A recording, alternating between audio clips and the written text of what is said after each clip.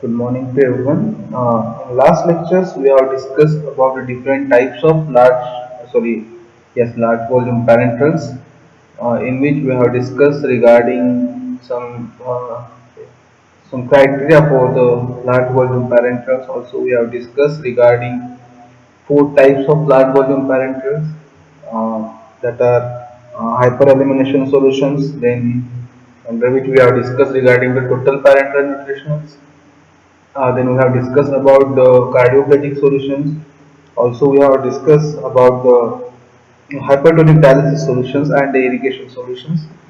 And we have seen the formula for the large scale manufacturing. We have discussed different examples in that.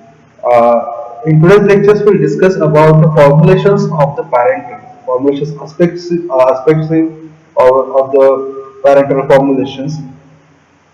So basically, the formulations for the large volume parental that will remains the same as we have already discussed in manufacturing concept, the requirements of the manufacturing and the agents that we are using as a large scale manufacturing or the large volume parental manufacturing therapeutic agents that maybe these are some nutritional supplements, there are some irrigating solutions are there, so likewise, those therapeutic agents that we require to replace or to give the major means mostly six components we have seen in TPN. So this will act the therapeutic agents here. There are some irrigating fluids that we require for the evacuations or in specific cavity. So that are also added here, like some osmolarity agents like glucose that were added in some populations. So likewise, some cardiologic solutions are there that can be held for the or that can be utilized for during the open heart surgery. So this will be the therapeutic agent that we are using. The vehicles that will remain the same that we are using for small volume parenteral also. So most commonly used vehicles in parenteral formulations, as we know, there are two types of vehicle: water visible vehicle and a non-aqueous vehicle, or we call them as a aqueous vehicle and non-aqueous vehicles. So in that we have discussed already soya water for injections, the bacteriocytic water for injections. Then we have discussed about the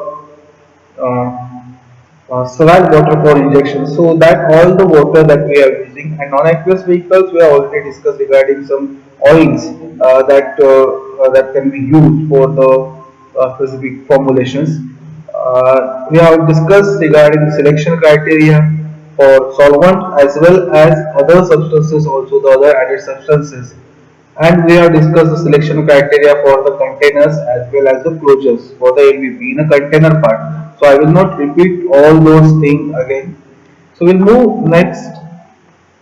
So therapeutic agents, vehicles, and some other added substances. So here, yeah, these are the therapeutic agents they have mentioned for the small volume as well as the large volume parentals. So basically, insulin, antibiotics, and until the anti-inflammatory, these are used for the small volume parenterals, and large volume parenterals. This will combine like a dextrose, HCl, or the combinations. So we have discussed in hyperelimination solutions or the TPN, we require fats, carbohydrates, different minerals, vitamins, water content. So that can be replaced with the help of this LVP. SVP, the small volume parenteral, we require insulins, antibiotics, anti-cancers. That they are not required in a large amount to treat that specific disease conditions. So they are required in hardly 10 to 20 ml. So they are prepared. They are compounded or they are all belong to small volume parenteral like steroids also, vaccines, antibiotics, analgesic, and anti-inflammatory drugs that they are prepared with the help of the small volume parenterals. And like as already we have discussed, large volume parenterals they have acting as a means this particularly used to replace the whatever the loss or the whatever the body fluid loss during the dehydrations, diarrhea, vomiting, or during the trauma or during the burn that can be overcome with the help of these LVPs. So LVPs we have discussed hyperelimination solutions. That is importantly we have to concentrate on TPN, total parenteral nutrition. Then, so as we know, glucose, fats, or the protein that providing the energy required for the cells, while the electrolytes and the minerals that are necessary for the maintaining the fluid balance as well as the acid base balance, as well as they are helping the muscle contractions and the transmissions of the nerve impulses. So that large volume parenterals that containing all these essential material, the essential substances to recover the lost body fluids and to save the life of the patient. Obviously, these small volume parenterals also they are used for to save the life of the patients.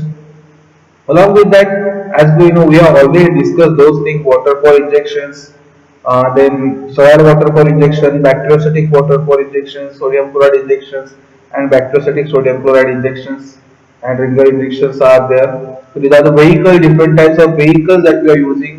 So water for injections as well as most frequently used solvents in large scale manufacturing of the injections.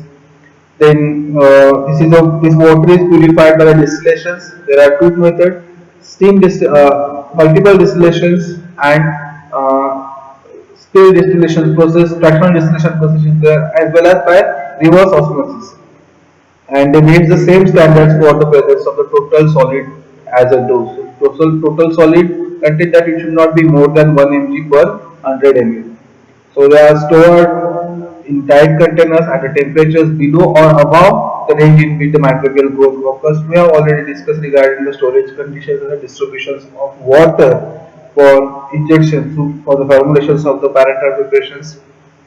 As we know, water for injections that has to be used within a 24 hours following its collections. If you are utilizing later on, you have to add freshly water in that within a 24 hours, and then you can utilize that water for injections for the preparations.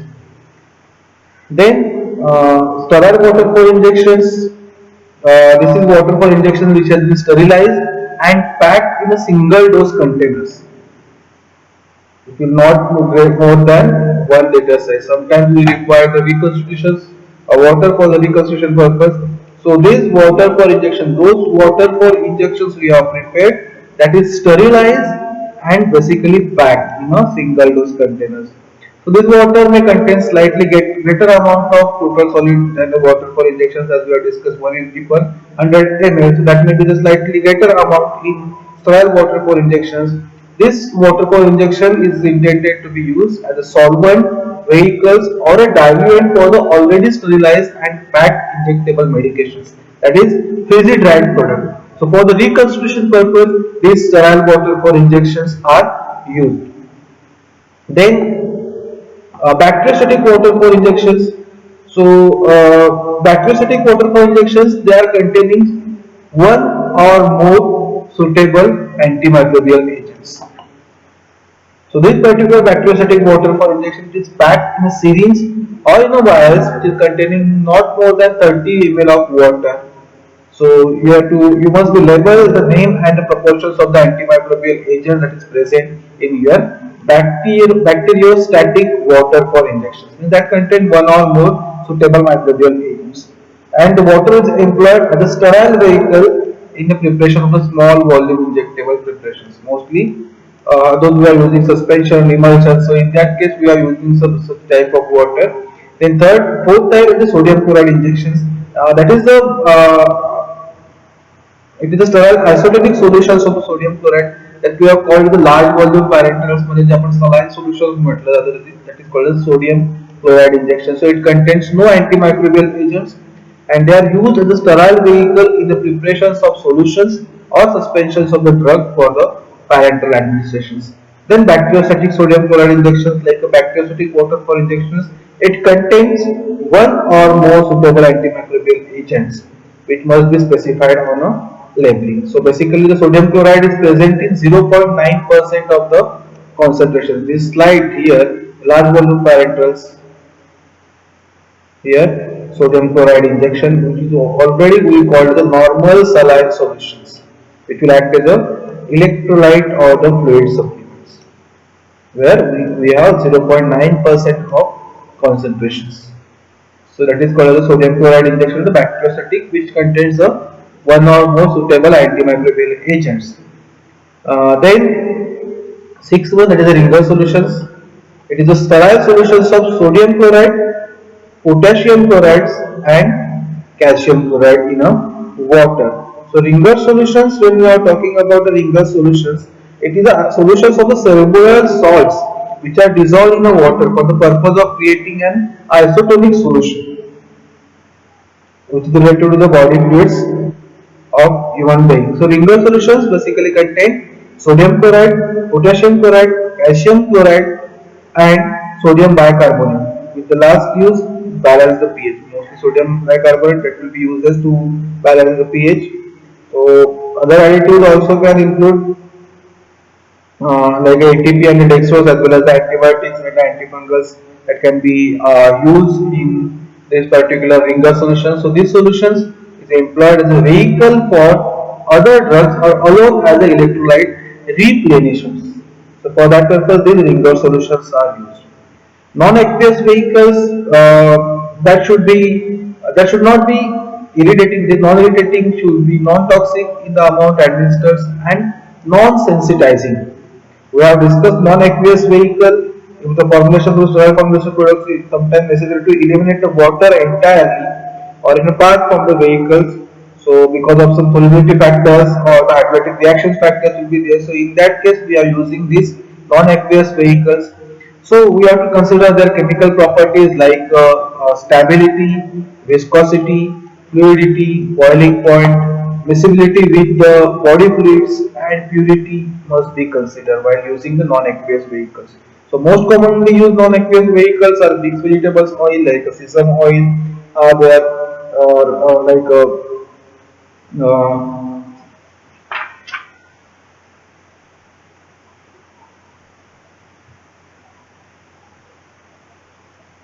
different types of vegetable oils are there that we can use here. The glycerin is there, polyethylene glycol is there, propylene glycol and alcohol that will be act as a non-aqueous solvents which are used in the parenteral formulations. These are the different additives or the added substances that we have to add in our parenteral formulations. Antimicrobial agents that are used for the preventions of uh, microbial activity. Antimicrobial agents like benzyl alcohol, phenyl alcohol, chlorobutanol, or methyl paraben, phenol that is most commonly used. Antimicrobial preservatives are there, which is used in range of 0.01% to up to the 10% also. Antioxidants that prevent oxidations, antioxidant agents like tocopherol will be there or BHT will be there or some butyric hydroxytoluene will be there, ascorbic acids are there, sodium bisulfates are there, or citric acid or the phosphoric acid that can be act as a antioxidant. So there are two ways, by blocking an oxidative chain reaction or by being preferentially oxidized and thereby gradually used means acting as a reducing agents. These antioxidants plays very important roles. The buffers that use for maintaining the pH of the formulations because the change in pH they occur during the storage which will result because of result of dissolution of the glass or the plastic materials the release constituent from the rubber closures or the plastic components that will come in contact with your formulation, so there will be chances of change in pH. So to avoid that, and as we know, if the pH of our product will be changed, so that will be the that will lead to significant alterations in the stability of our formulation. So to avoid that, we are adding some buffer, the buffering agents.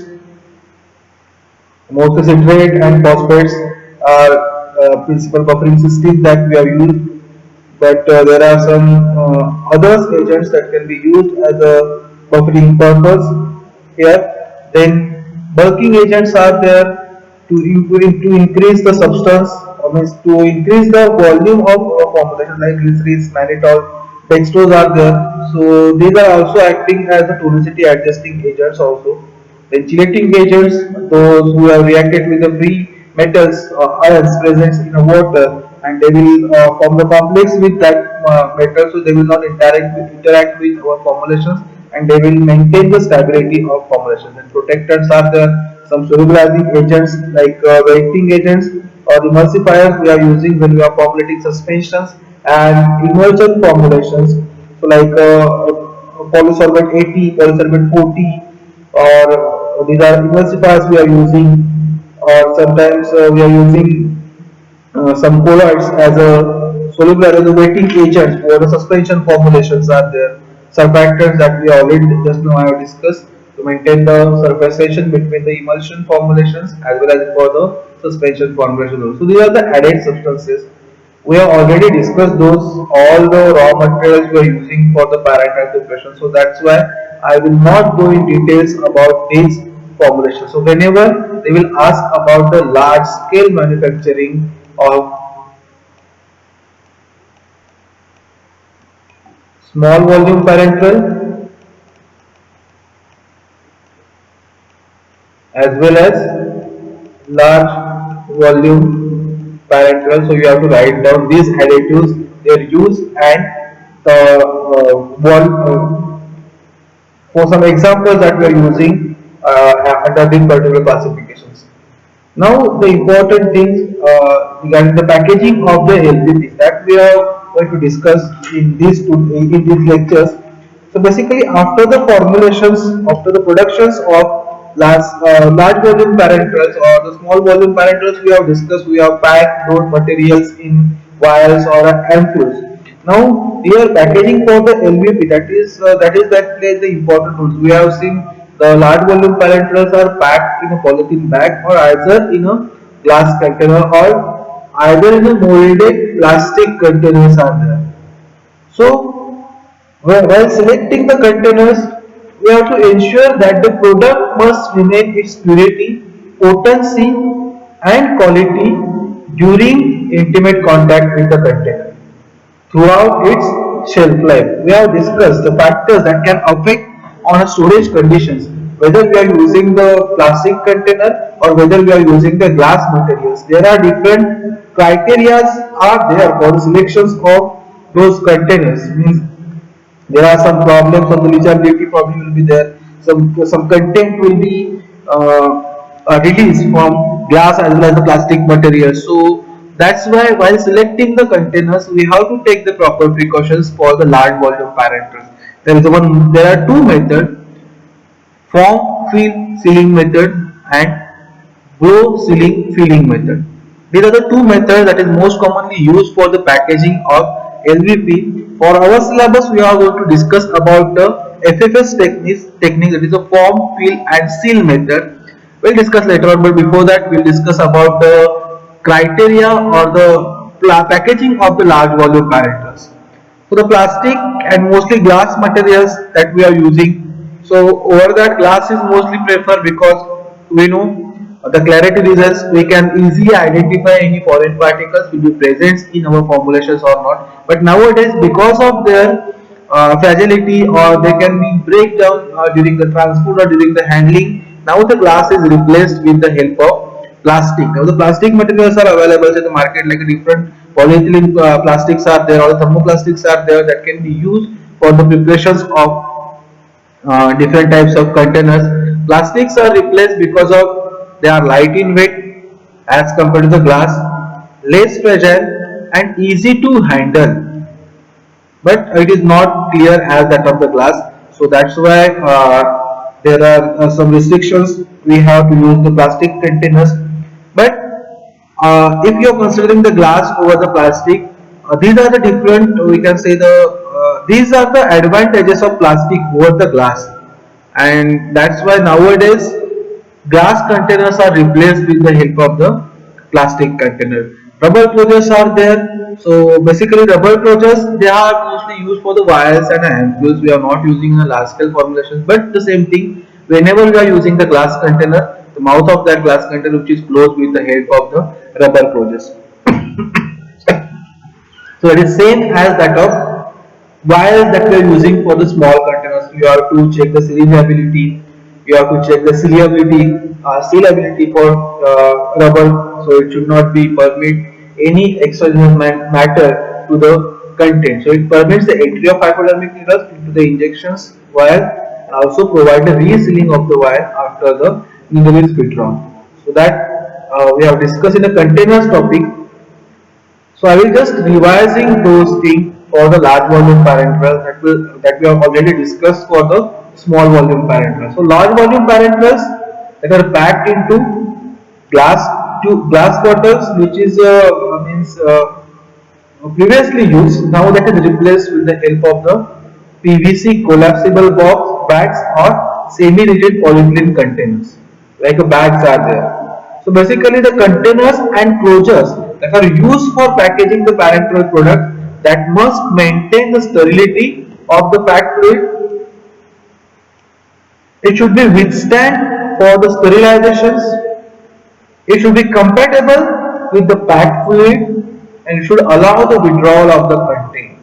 So these four basic things we have to consider while selecting the formulations, selecting the packaging conditions for the large volume parenterals. Glass containers that have been employed for the LVPs, mostly solid rubber stoppers are used for the containers closure system. But because of the weight and the fragility, the glass containers have been largely replaced by the plastic. Glass is used only for the solutions which are basically incompatible with the plastic. Means mostly the liquid emulsions or the lipid emulsions are there. So they may extract the plasticizers when they comes in contact with the plastic. So in that case, we can use the plastic. Sorry, we are using the glass material or the glass containers for those lipid emulsions. Then washing, cleaning glass container should be held at minimum about 70 degrees Celsius to suppress the microbial growth. Removal of the pyrogen from the containers by subjecting them to the temperature of 210 degrees Celsius for 3 to 4 hours or 650 degrees Celsius for the 60 seconds. So that can be pre-treatment which is carried out for the glass containers prior to using for the filling purpose. Then these are the three types of glasses: type 1, type 2, type 3. We have already discussed. Type 1, which is a neutral glass, which is having the high resistance to the hydrolysis and withstand for the autoclaving and solution weathering and solutions of pH up to the 8. So basically this type of glass that is used for the parental formulations. Type 2, they may be treated with the moist sulfur dioxides at high temperatures.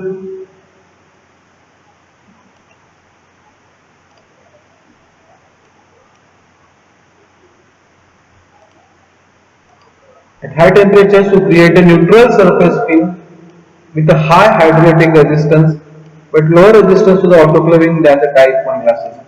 And type 3, they offers very little resistance to the hydrolysis and should be only used for the powders for reconstitution prior to the injections or non-aqueous preparations that can be used. So mostly type 1 formulations or the type 1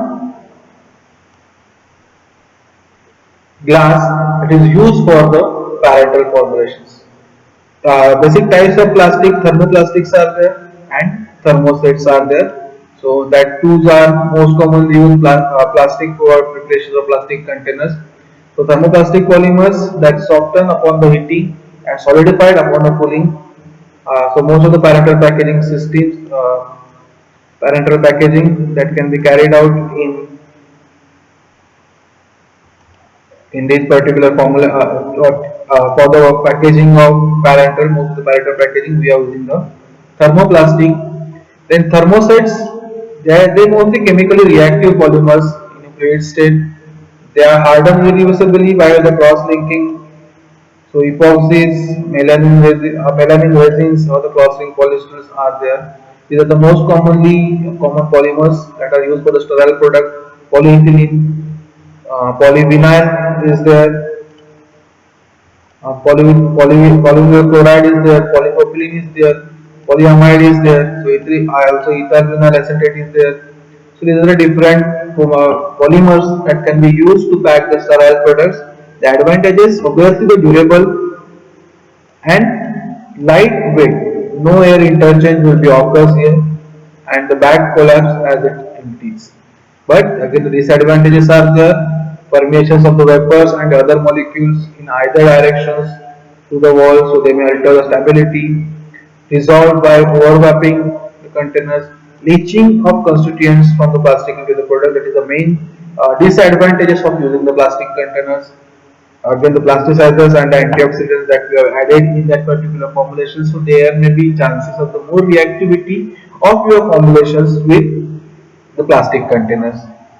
These are the types of flexible container: PVC polyvinyl chloride for the first polymer used for the collapsible containers. Then EVA films are there and the polyfilms are there. So these are the most commonly used polymers that we are using for the flexible containers. Now the important thing here that we are going to discuss regarding the FFS technology, form, fill, seal technology. So basically, form, fill, seal technology. This is the this particular technology that we are using for the packaging of the large volume parentals. So what basically includes under the form, fill, and seal packaging system? So form, fill, and seal machines are packaging equipment that is used the flexible, heat sealable plastic film to form the package that can be filled with the product, then sealed and cut. So there are many types of form, fill, and seal machines are there. So forming machines from packages but do not fill the product inside that particular equipment, and also they do not provide closing or the sealing actions. So seal only equipment wraps or secure the product but does not form the package or fill them. So likewise, form, fill and seal machines that are used to produce liquid, granules or powders and the sprays for the consumers or bulk and original supply shipments. So basically, these form fill machines, what exactly FFS technology it is? So FFS machines, these are the packaging machines that in sequence it forms, means first it forms, second it fills, and third it is sealed. It is called as a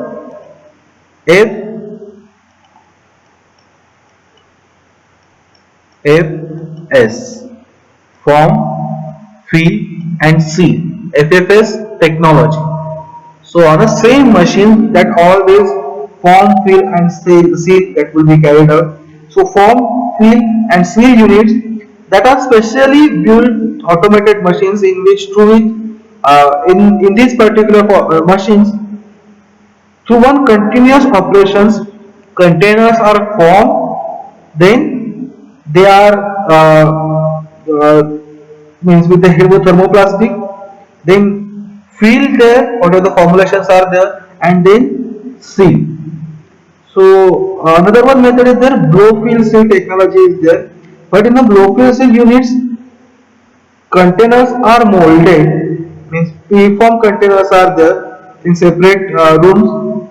So it is a non-continuous operation. But FFS, which is a continuous operations, means forming, filling and sealing that will be carried out in a same machines. There are many FFS systems are highly sophisticated, featuring computers, interface and control networks are there. Basically, selecting form, fill and seal machines. So we required some analysis of the specifications, features and the applications. So basically fully automated machines, we have to consider the rate at which they usually express in 5 per minute, or some automated machines that include the feeders and computer interface that links to the control networks. But along with that, aseptic or the sanitary equipments that we have to consider. So we can avoid the basically the contaminations in that in this particular technology. So so in a form fill machines, filling machines that is loaded previously with some packaging materials of the specific quantity. Then means the operation means first your container will automatically form in that machines. Then the second stage will be your filling. Then third one sealing and cutting. This is the four stage procedure will be there, and that is most commonly used. Here we will discuss what exactly happens. So the greater speed and versatility are the major benefits of the FFS systems for user companies. Now how it is work? So basic concept of FFS system is formations, filling and sealing of plastic containers in aseptic areas. Not there. First F that is stands for the formations, second F that is stands for the filling, and third one that is the sealing of plastic container in aseptic environment. That's why I have already mentioned while formulating or while utilizing this FFS technology, the preventions has to be taken for the preventions has to be taken that there the aseptic conditions has to be maintained. So it is divided into four different stage. First stage, that is the Parison extrusion step. Second step, that is the container molding step. Then third step, container filling step, and last one, container sealing. So here these are two steps, that is for the forming, form, fill and seal. FFS technology are there, so that can be used. In BFS technology, your containers are already prepared and then only the filling and sealing have carried out. So it is one continuous process, but this is the continuous process, or we can call it cyclic processing. So this is the cyclic step, or which is the repeatedly step, like we have seen in tablet, just like we are feeding some materials from the hopper, it will fill the die cavity, then punching, then injections, and again the same thing, feeding feeding from the hopper, filling the die cavity, punching and ejections. So likewise this is the cyclic process. First will be your Parison extrusion step. What is Parison here? So Parison, it is a rounded glass or the mass of glass which is formed by the rolling the substance immediately after removal from the furnace. So here we can see this is called as a Parison. So Parison extrusion, that means in that case basically the thermoplastic resins is extruded into a tubular shape. A tubular shape is called as a parisons. So here we can see this is here the hopper will be there, and these are the holding jaws are there. Here we can observe before moving to the next stage. We can observe there is a shape of bottle here. We can easily observe that shape. Now we have what we have carried out. Whatever the plastic resins are there, which are vertically heated or heat extruded through a circular throat, and it forms the one circular tube, which is called as a parison. Okay, this is the first step, that is the parison extrusion. म्हणजे तुमचा जो hopper असणार त्याच्यामध्ये plastic granules असतील काहीतरी किंवा plastic materials असेल की जे त्याच्यामध्ये फीड केलं जातं आणि हीट केलं जातं आणि त्याचं जे एक ट्यूब असते, ट्यूब फॉर्म मध्ये तुमचं प्लास्टिक हे या होल्डिंग जॉज मध्ये एंटर केलं जातं. That is our first step, parison extrusion. Then second one, that is the container molding. Now once you have fill or once you add that parisons in particular job, here it is closed. Now here we can observe the shape of bottle. Now here the plastic is already blown or entered into the chamber. Now here the molding of your container will be carried out.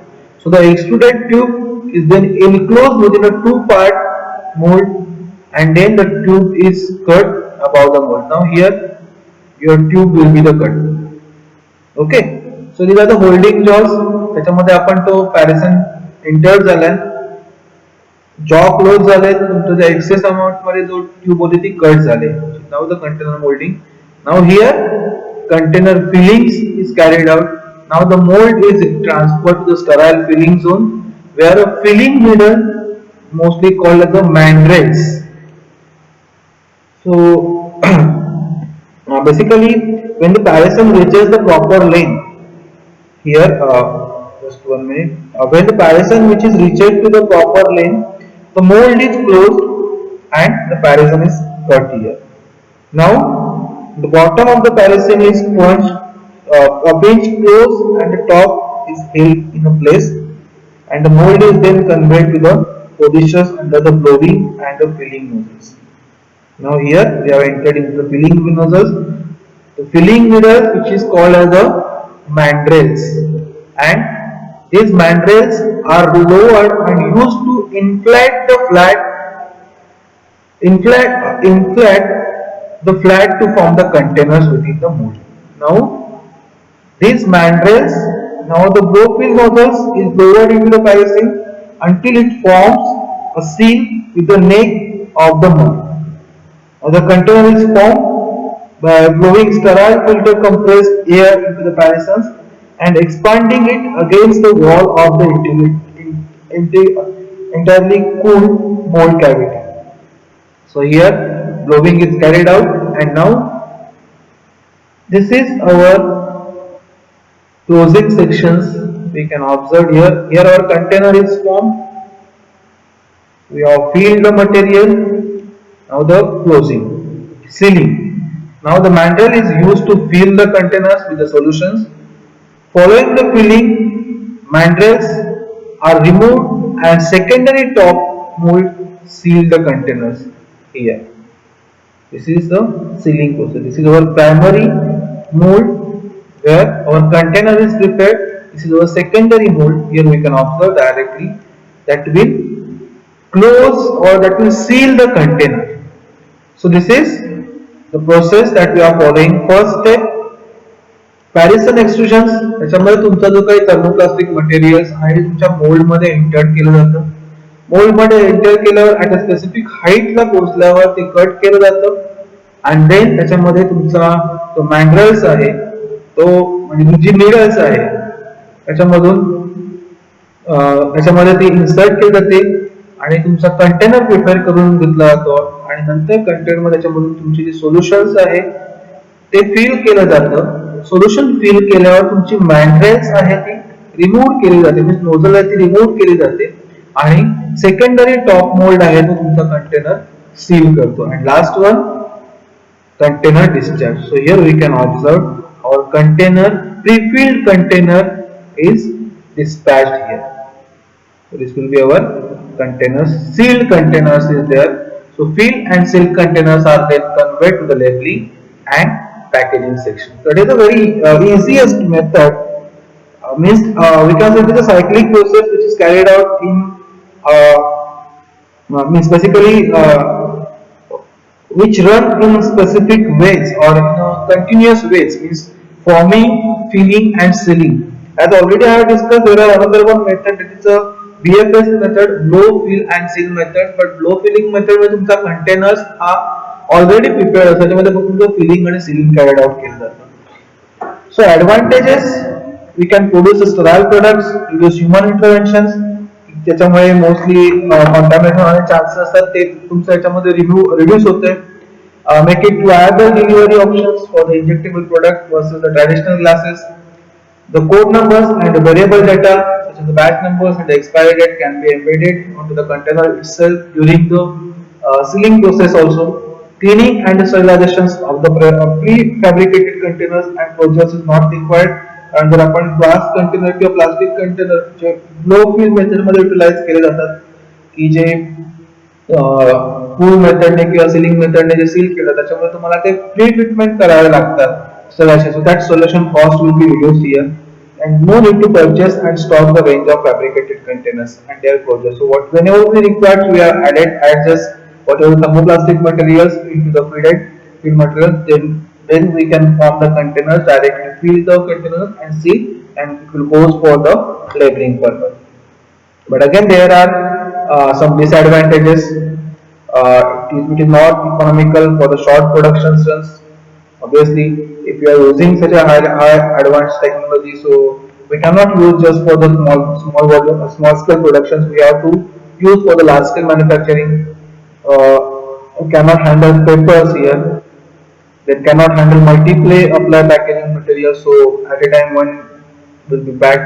So not economical for the packaging, low density, aerated powders, like wheat flour, talcum powder, skin, and whey powders at the medium speeds. We cannot remove the trap here very quickly or easily. That is the one of the disadvantages of using the FFS technology. So this is the technology that we can use, but we can use for the respiratory preparations, use the formulation of the respiratory preparations, oral solutions, disinfect liquids, different types of ointments and gels, liquid for the rectals or the vaginal applications, packaging of certain special food products like the soft drinks or the milk products, and the large volume parenterals, basically normal saline dextrose solutions, small volume parenterals, mostly eye drops, ear drops, and nasal drops that can be formed, packed, and sealed to the FFS technology. So this is the difference between the small volume parenterals and large volume parenterals.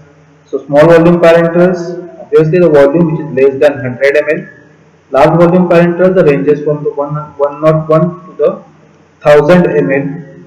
Most preferably route used for the SVP is the IV, intramuscular and subcutaneous. The most commonly used route for the large volume parenteral is intravenous. It's a single volume parenteral. Sorry, small volume parenteral can be used as a single or the multi-dose. These particular large volume parenterals we are using for the single use purpose. Preservatives are used as well as the buffers are used in these two formulations, but preservatives and buffers are not used in a large volume parenterals. Mostly, so small volume parenteral can be in solutions, emulsions, and suspension form as well as freeze-dried products. The dried granules are there, but large volume parenterals only solutions and OBW20 emulsions form मध्ये तुमचं prepare केलं जातं. This particular parameters, so this particular small volume parenteral that can be used for the therapeutic and the diagnostic purpose, while the large volume parenteral that can be used for the nutrition, detoxifications, and during the surgery. We have discussed hyperurination solutions, total parenteral nutritional, cardioplegic solutions, or dialysis. Peritoneal dialysis solutions and derivative solutions in detail. So we know their uses and where and how they are used in various ways. So this is all regarding the small volume parenteral and large volume parenterals. So most of the times they have asked regarding any one of them like a small volume or the large volume parenteral. So you have to write down in details about what we have covered in this particular topic. Uh, so we'll stop here. In next lectures, we'll discuss about the quality assurance and the quality controls of the parenteral formulations. Okay, so we'll stop here. Thank you.